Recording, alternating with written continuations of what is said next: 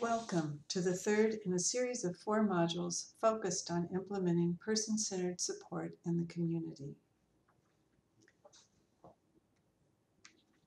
This program builds on the Tier 1 series, which provided an overview of person-centered care, communication with people with dementia, understanding behavioral expressions, medical and clinical aspects of dementia, as well as complex information and referral issues.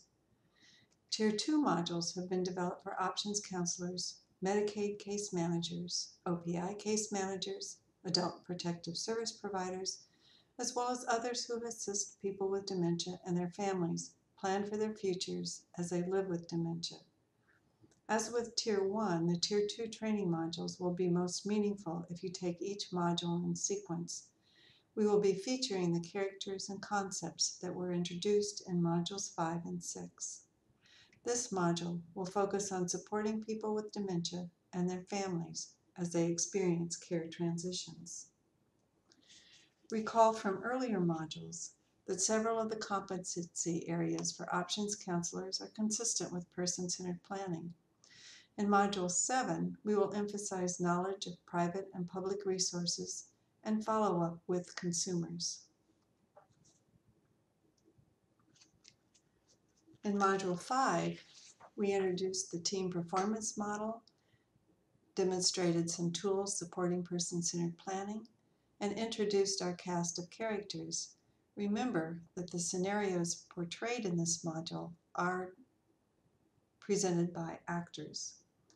In Module 6, we talked about setting goals with families, developing and implementing person-centered plans, and more tools to support person-centered planning.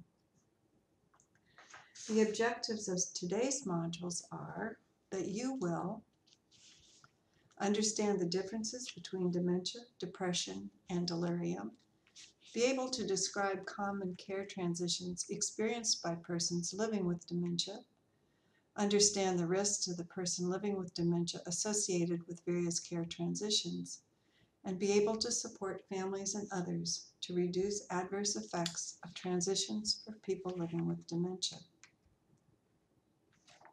We have used the team performance model adapted by Patty Cotton and Susan Fox for use in person-centered planning by options counselors and case managers.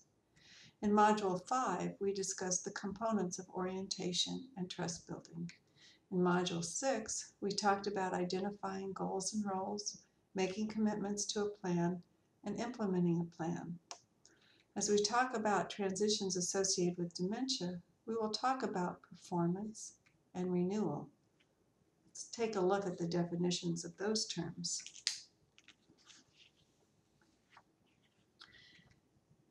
First, performance.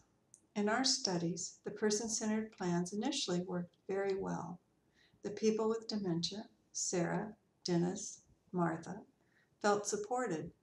Sarah and Dennis's families had established patterns of communication, and for a while they could adapt, as Sarah and Dennis became more dependent on them for support. Martha's situation was more precarious because she was without family or other natural supports. As a result, her options counselor checked in with her more frequently. As the disease progressed, though, renewal was required. That is, new planning and actions were required because plans were no longer working. As we go through this module, we will talk about how the transitions that occur often require a change in plans as people get tired and new plans are needed.